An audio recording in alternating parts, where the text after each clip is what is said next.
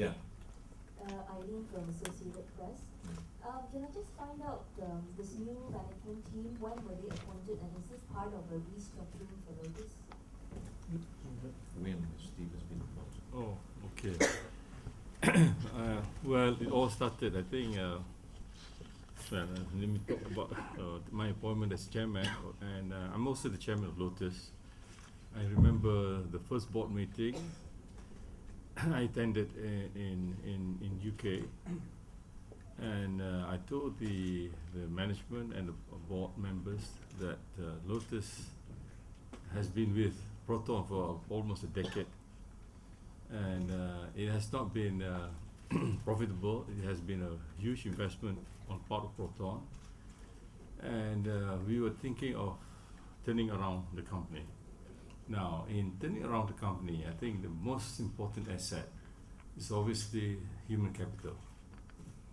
You cannot turn around a company without looking at the members or the management team of the organization. So to me, from my years of experience in the corporate world and having my own experience in turning around company, the most important thing, you must recruit the one man who made the difference. Of course, obviously, it's the CEO. If you have a good CEO, he will bring good people together with him, because it's impossible for the CEO to turn around the company with himself alone in the management. Okay. Having said that, of course, Denny has brought in a team. He believes this team of people can help him to turn around Lotus. And of course, it's not only the new blood, but also the existing people in Lotus. You see, I have turned around many companies in the past. Sometimes I only bring one or two people, but it's the system that you bring into the new organization. People are quite neutral, but you have to make sure you bring in a new management system so that every member of the organization can contribute positively to the organization. So the new team is not only a new team, but also a combination of the existing team in Lotus. Didn't it?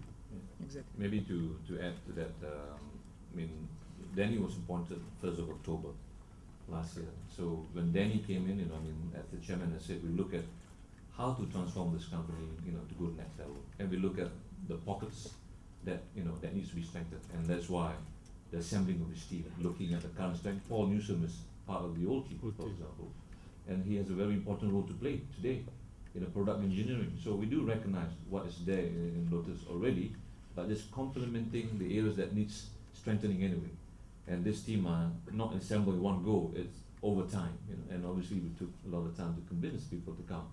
And we are delighted today they are there, and obviously they have a task today to deliver.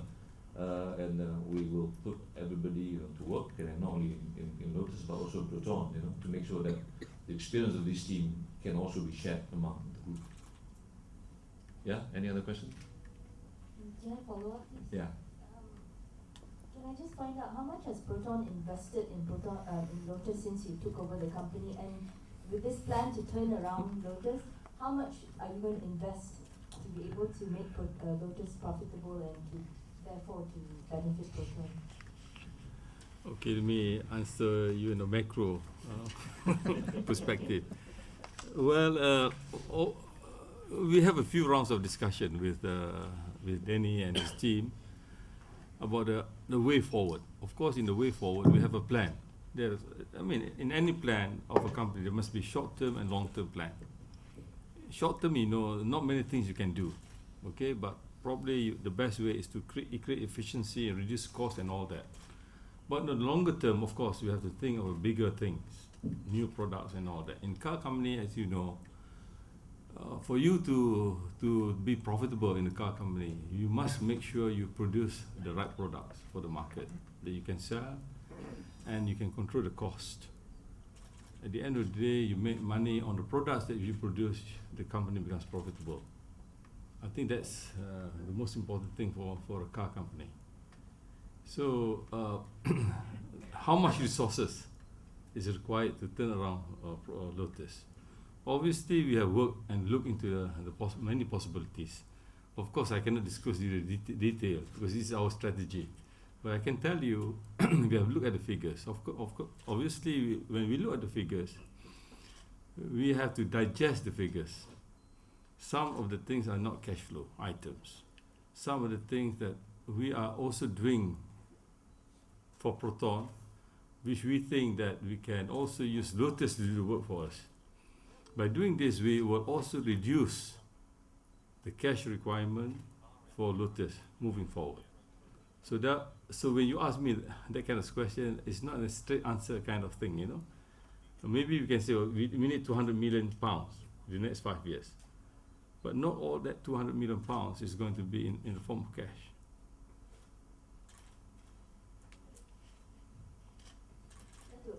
Just a rough figure, like how much you need to invest in technologies, infrastructure, Yeah. your network, all these things, you know, new things that you would need to spend money on. Yeah, I think, you know. And also, I just want to find out, like, in the past, how much have you put into Lotus? Because I remember in 2006, I did a report, and Proton said that I think it was like 27 million or something like that to restructure Lotus at the time. 7 what? 27 million, a one-off payment to restructure Lotus at the time. And today you're talking about the same thing. So you just want to know, going forward, how much have you spent and how much more will you be spending over the next 5 years? I think, you know, I mean, we cannot disclose in detail the exact spending. You know? I mean, what the message that I think we're going to say. In the past, I think we do spend quite a bit. I mean, in terms of both the acquisition and obviously the support that we've done Lotus in the past. But going forward, I think we have to do it in a different way. I mean, as we have seen in the presentation, there are technologies that it's not something that we're going to build ourselves, but we're going to work smartly with technology partners, OEMs, component suppliers, and so on. I mean, the same thing applies to Proton today. We're not going to go reinvent the wheel and invest everything with ourselves. We're going to work smartly with partnership, and we're going to work smartly with global OEMs too. And Lotus serves global OEM as a client, so there are a lot of opportunities that you can get technology without having to invest.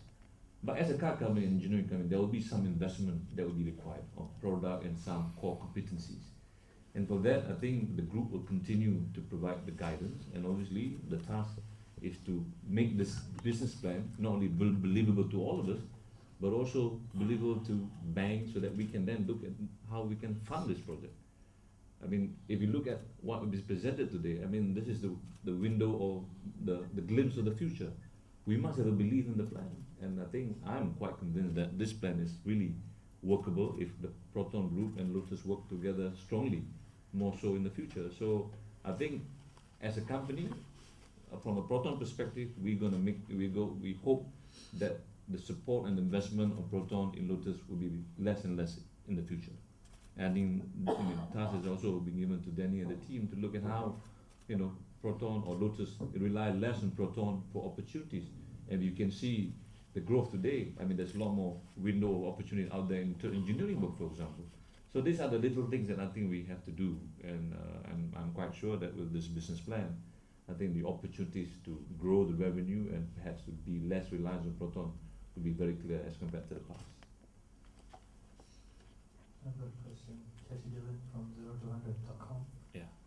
Danny, the Aurora is obviously like a luxury Lotus compared to previous Lotuses. You know, it's more upmarket. And based on today's presentations, I'm assuming that you are moving more upmarket. You know, taking on people like Ferrari, Porsche. So are we talking about a new model sometime soon, perhaps higher than the Aurora? Yes. And how soon are you going to see this? The time you need to develop a car. From 2012 onwards.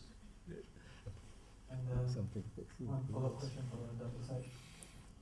You were mentioning about a collaboration between Proton and Lotus, the car just now. You were saying for Malaysia it'll be a $5 car, and for the global market it'll be a $3 car. It sounds like it's basically been confirmed that this car will be out soon.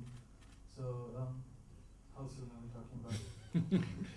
Well, I mean, we are a lot of discussion on overall, you know, I mean, the production, preparation, and implementation plan. Again, as I said, you know, within the next 2 days we have better clarity. you know, in a car manufacturing like this, it depends on how you skin the cat. If you work on a common platform, if you work on an existing powertrain, the time to market will be faster. But generally, it's going to take about 18 to 24 months to get this car out. So let's not put a timeline, because tomorrow will be splashed out in the papers that we're going to cut a car in X amount of years. But this is going to be market driven. I mean, this is not about trying to do it first. It must be really looking at the market. And if you recall, when we present the IMAS, the whole idea, because we believe the marketplace today, not only here in Malaysia but the rest of the world, are looking for smaller cars with space, low emission, and better fuel economy. So that is something that I think the task is now given to the team to conceptualize this and to make it real.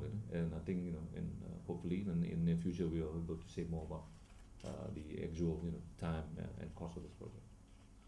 Hello, Jacob from AFP. Hope I get a straight answer from you on this question. Very simple. Very simple. Is Lotus keen to enter the Indian market? Is Lotus keen to enter the Indian market with a pact with M&M? I think Danny, you should answer this question. Well, I can answer it so far that Lotus is interested in entering any market that bears a potential for our future products. So the answer is yes. I can just not tell you whether it is now or in a few years. We have to carefully study the Indian market, whether it is receptive for the kind of products we will produce and we will offer, and then make a decision whether it is the right move for us to do, and especially when it is the right move for us to do. But in general, yes, I would not see one reason why we should not. I think you are relating to the article in India on M&M. What about the pact with M&M? The reports say that M&M officials said. That's we cannot comment on an article that came from that side. In fact, we are trying to find out how that article came out in the first place. So. Yeah, the articles say that M&M officials had come to Proton and met Proton. Well, yes, I recall there were discussions, I think, several years ago with M&M. There was discussion several years ago with M&M, very preliminary in nature, and not directly with Lotus, but more on Proton. The article that came out, I think 2 or 3 days ago, I mean, caught us also by surprise. They were trying to find out, what came about in an article, whether it came in from M&M or it came in from just industry source or speculation. Will a pact with M&M be useful? No, I cannot comment on that. Are you thinking of having a We may make it very clear. I mean, just like Dennis said, I've said in many occasions that I think India is a very important market. I think we are in discussions in how to firm our strategy in India, both in manufacturing, distribution.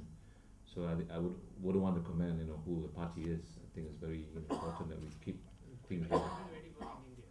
Yes, we are. Can you have the next question, please? You know where it tell us India? No, I think we have some understanding. One I mean, you cannot be looking at many. There's only one, but yeah, we scan and we don't, and we are looking at one.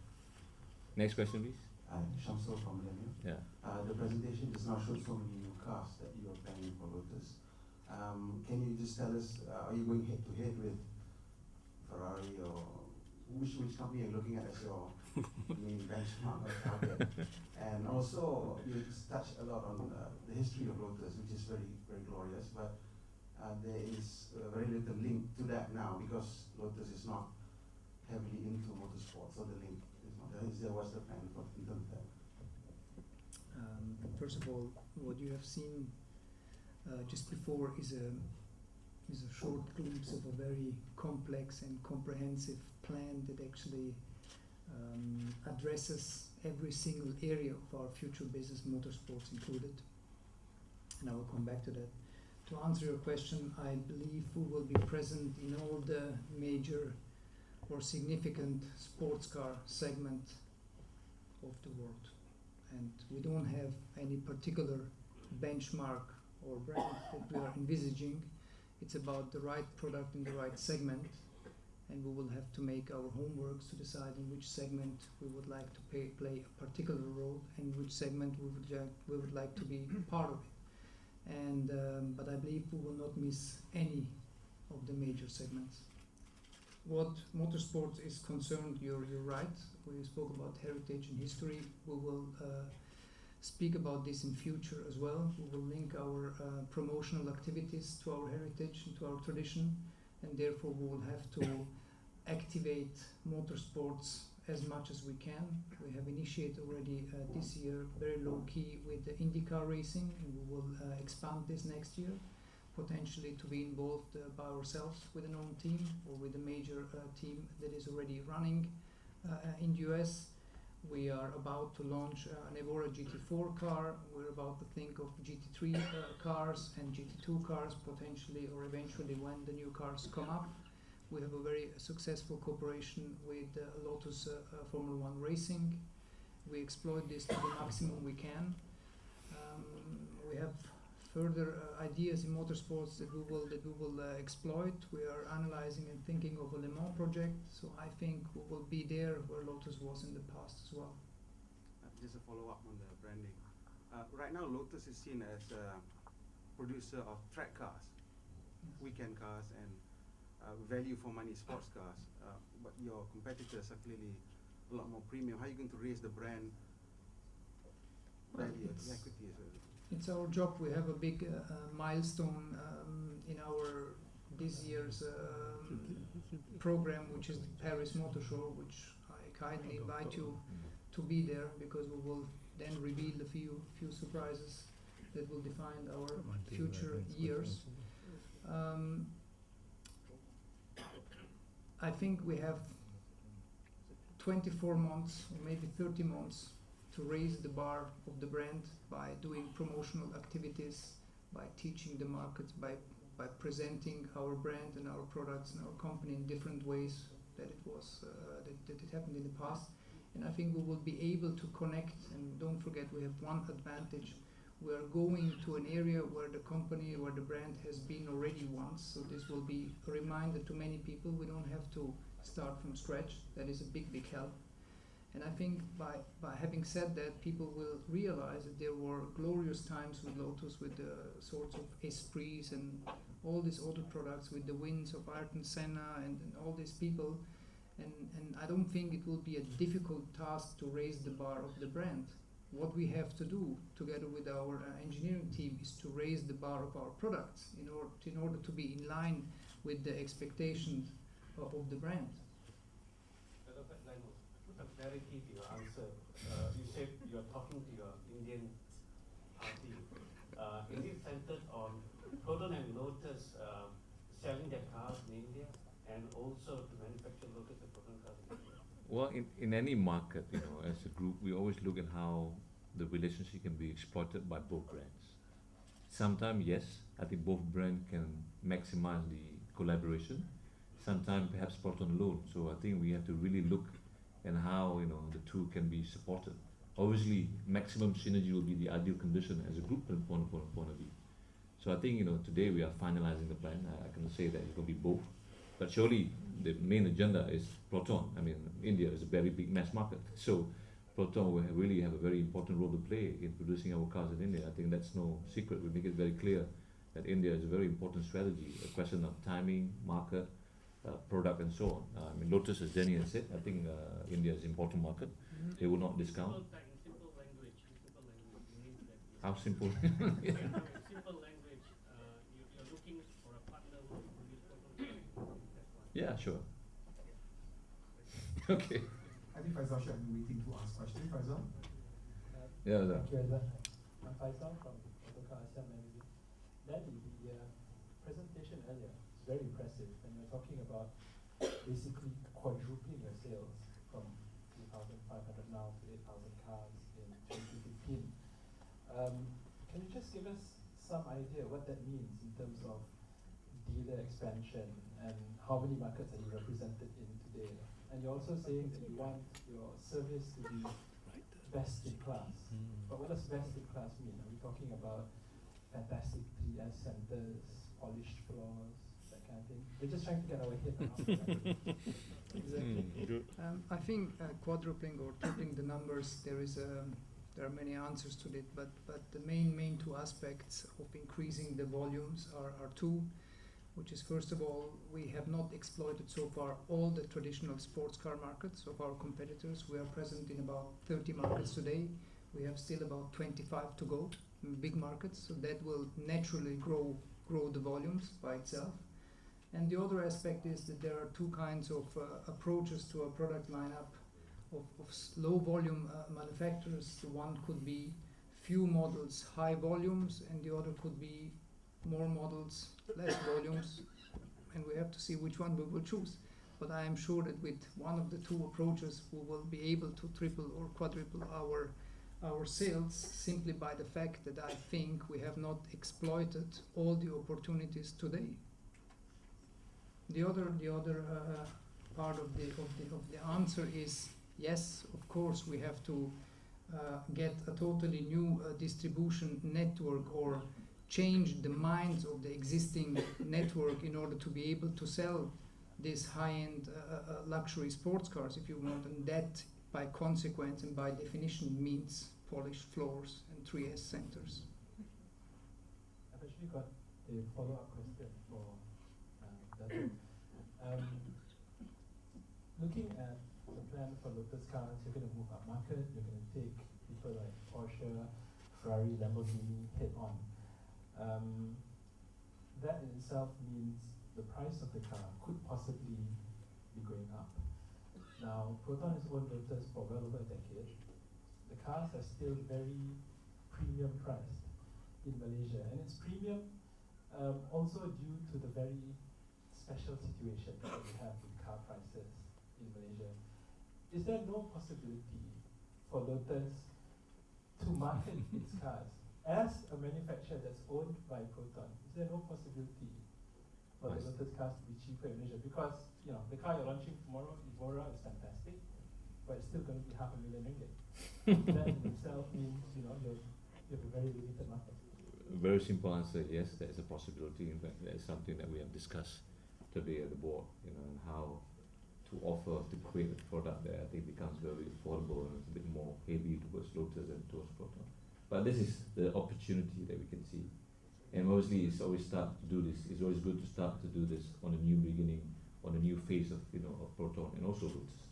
But that idea will be challenged, and I think the intent is to try to strike an opportunity to make sure that the car, it doesn't have to look at the car that she doesn't like, but another product that I think it could be much more affordable, that really drive and handles like a Lotus in all sense of the word. One last question, before we go, Sanjo. Okay, for the last 10 years, the link between Proton and Lotus in terms of its relationship has been kept quite quiet, and maybe that's because Lotus needs to present itself as an independent engineering firm. But now that you're wanting to do branding, co-branding, this, that, and the other, will it affect the confidence of the other manufacturers in coming to Lotus, in their worry that maybe some industrial secrets would leak out to Proton and things like that? I don't think so. I think over the last 10.5 years, even though we own 100% of Lotus, we don't interfere and or have any doubts on any of Lotus clients. And clients are still growing. They know we own Lotus for a long time, but I suppose they don't see us as competitors perhaps. Now, if you ask why today, I think over the last 10.5 years, as you know, we're also undergoing part of our transformation. I think that transformation has completed to some extent. We are now showing result, and now I think it's the opportune time that we can have a product that really can hold up the brand, and now to do up the product to the next level. And only to do this, is to have the brand associated with Lotus. On our own, we probably could do it, but it's going to take some time. Always, we look at Proton, a normal customer in Malaysia, it's always, you expect cheaper cars. But when you have this brand association, both not only domestic, but all the other markets, I think we can raise the bar a little bit from a Proton perspective. We could have not done it earlier because we need to have a product that can stand the brand image. Today, we believe that we have overcome the hurdle, the quality is much better, the product of the future will come up much stronger. Then I think it's an opportune time today to start this brand association. So when a new product do roll out in the future, the branding becomes very strong. And I think this brand is not going to happen overnight, as you know, Samsu. It's going to take time, and I think that's what both teams today are very committed to make sure that the commitment and the collaboration becomes more entrenched. To be clear, not that we've been quiet. We've been doing a lot of collaboration in the past. There are engineers going back and forth from Proton and Lotus, secondment and so on. But we want to raise the bar to the next level, to make it more visible and more real. And this is what the meetings tomorrow and day after is all about. There are many billionaires in India, I'm sure you're aware. Is Proton also keen to get a partner to manufacture Lotus cars in India? If there's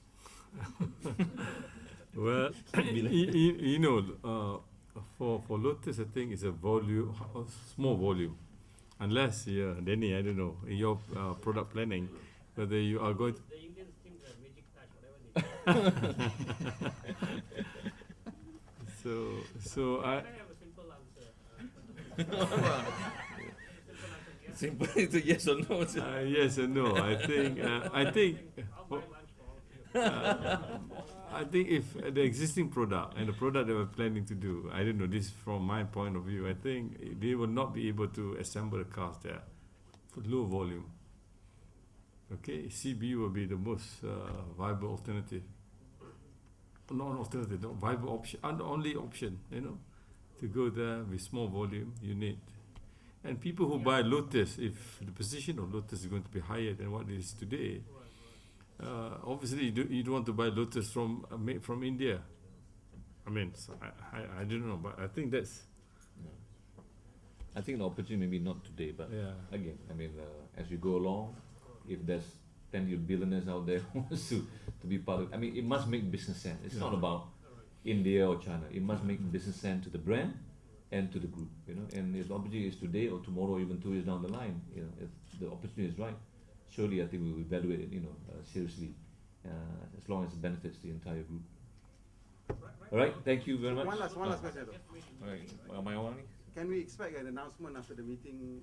You're having a 2-day brainstorm. Can No, I expect think we some need kind to of digest the meeting and come out and put something out. I think it's too much in 2 days to come up with a big bang. I think that's a bit setting too high targets of people here in this room, No, I think this is the beginning of a new era. I mean, I think obviously, as I said, and both of us have said, that this is really an opportunity, and I think where we go from there, I think really it depends on the willpower and the synergy that we can drive together.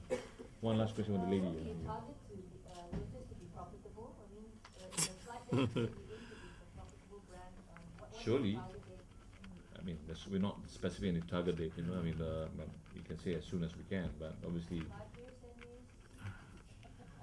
10 years? We have a 5-year plan. Of course, in the 5-year plan, we want to see some profits. Just one clarification on the small car. You already have the savvy. When you talk about a small car, are you talking about small in terms of engine size or small in terms of what? Small car has both its configuration in engine and also from a size point of view. And if you look at the global market today, everybody is going to that segment, which is called by the A segment. And that's one of the biggest growth, in the market. Okay? Right, Thank you very much. Thank you. Thank you so much. Oops. Ladies and gentlemen, Yeah.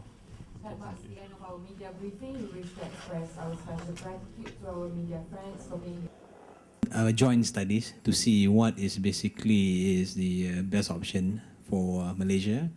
But the overall idea of having something here in Malaysia is something which is very positive, not only for us and also but also for the automotive industry and also for the Malaysian economy. I mean, it's something which is this something we have been talking about. So now we have signed something. Now basically we'll be intensifying the discussion, and then inshallah we will announce something soon. Can you flesh out some of the details of the? No, put it this way. Today is the day of the the signing, and we'll let you know once the details has been firmed up and all that. We don't want you to scoop the scope. Once it's closer, you will get a real close look into the scope. I would add, though, that we're going to be fast. So this year, we need to have answers. And I'm very confident, actually, that together with our friends, we will find those answers. We're going to target the heart of the market. Yeah. I think that's also clear. We're going to work on projects where we actually get the economy of scale of being able to sell into the heart of the market. And from a General Motors perspective, I'd like also to add that we see actually the Southeast Asia region as a whole.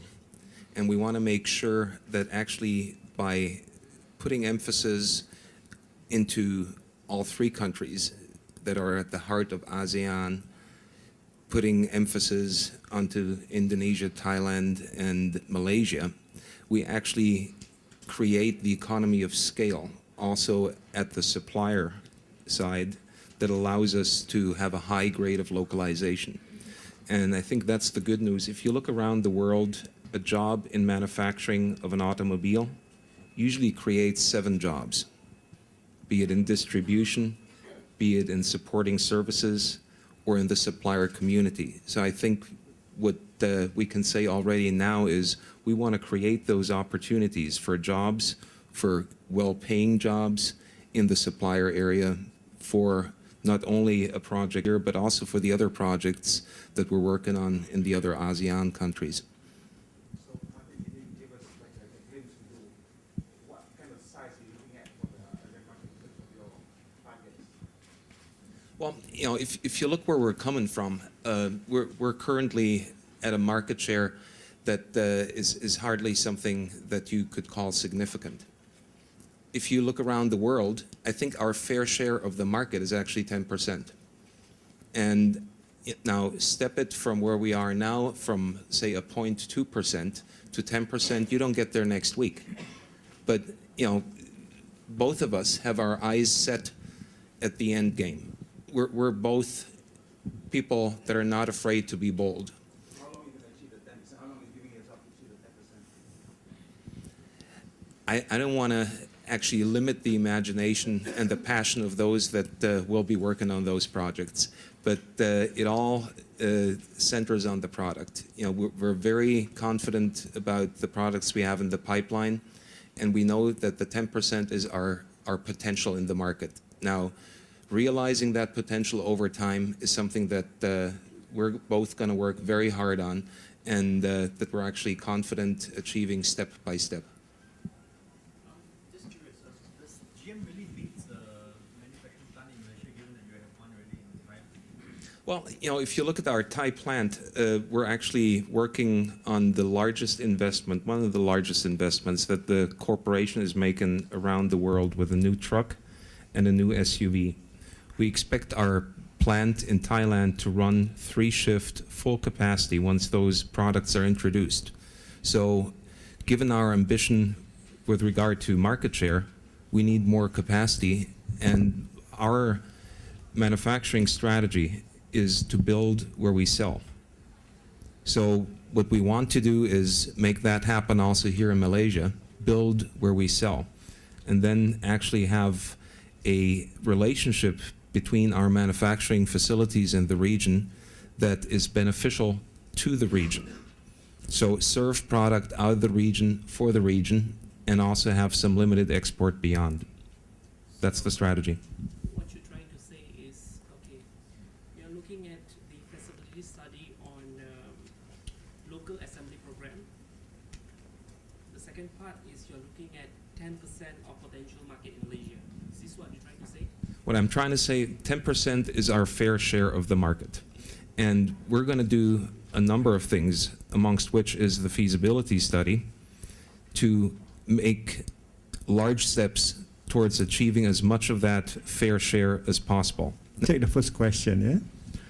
Right now we have 8 dealers spread over in key market centers like Johor Bahru, Penang, and the Klang Valley Belt.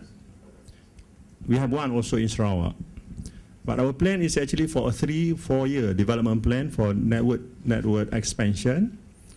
And as Datuk was saying in his speech, even by this year, we are looking for something like 20 plus network.